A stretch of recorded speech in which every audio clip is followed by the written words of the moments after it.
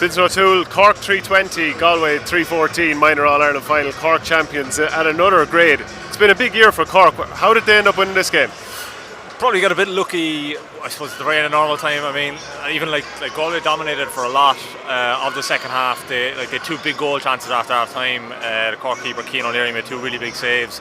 They just managed to get their way back into it. But I mean, like the way the game concluded was absolutely amazing.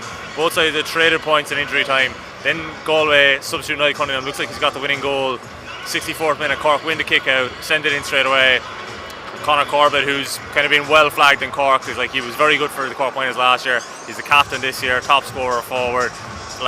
Unbelievable to kind of step up on All-Ireland final day and get the goal to rescue them. And then they kind of just got a run on Galway early in extra time. 6 points is probably, it's tough on Galway considering that it was so closely contest throughout.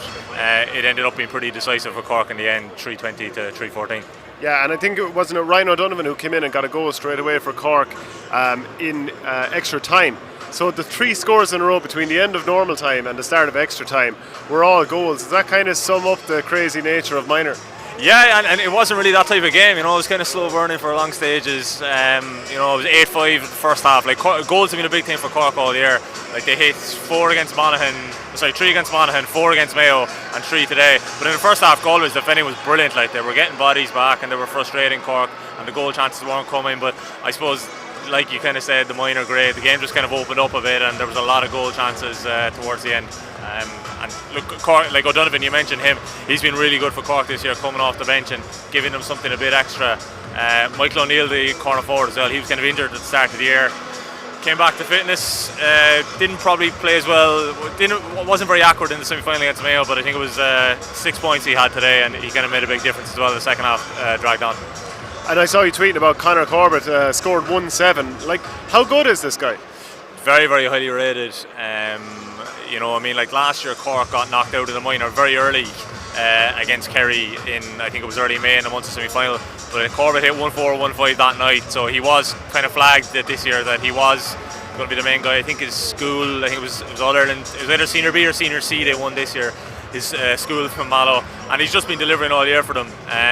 He scored 1-7 today, and he probably missed another 4 or 5 chances, In fairness, I think you have to mention as well, the goalie full forward, been a lot of talk about him, Tom O'Callaghan. He was brilliant, 10 points, and he had a very difficult free to win it at the very last kick of the game in normal time, hit it wide, but 10 points in an All-Ireland final for under 17 is fair going as well. How big a year has it been for Cork underage football? Because you're talking about a double at minor grade, winning the under-20s as well. How can you kind of frame the context of this? Well, if you said halfway through the league when the seniors were going so bad and the underage went so bad the last couple of years, you'd end the year with the senior team making the Super 8s and 2 All-Ireland titles. I don't really think anyone would have believed you.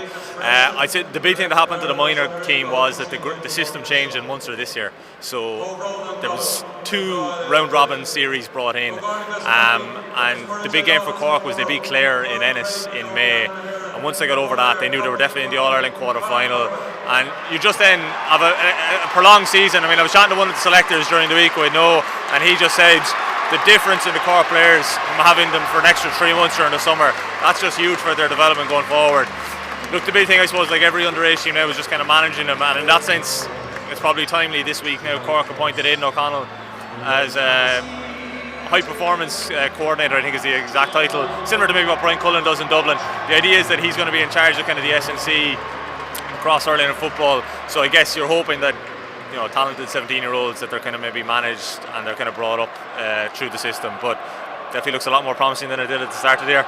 Yeah, because your brother Ronan is involved with the senior team, Ronan O'Toole, and I suppose for a number of years as journalists we're asking Cork players questions, and it's nearly always with a negative connotation because they've lost so many.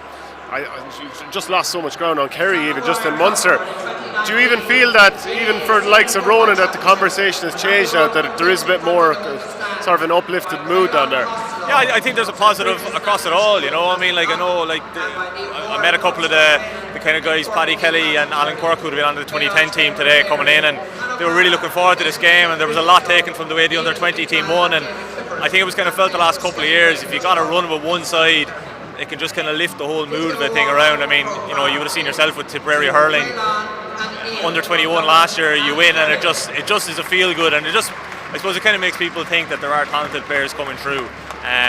But I always think that the big thing is that they're just getting far into the championship. I mean, look, it's great for Cork that they won today, but it's the fact that they were playing for an extra 3 months together. You're in an inter-county environment. Like, you talk to a lot of guys, I think that's really valuable in terms of kind of benefiting them.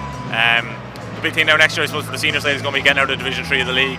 That's probably the one downer. But look, there's a lot of talented players, and the big thing I've thought about the minor and under 20, there's about 5 or 6. Corbett is one of them, very talented forwards with big potential, but managing them is going to be the key. Thanks very much, Fintan. No worries, Shane.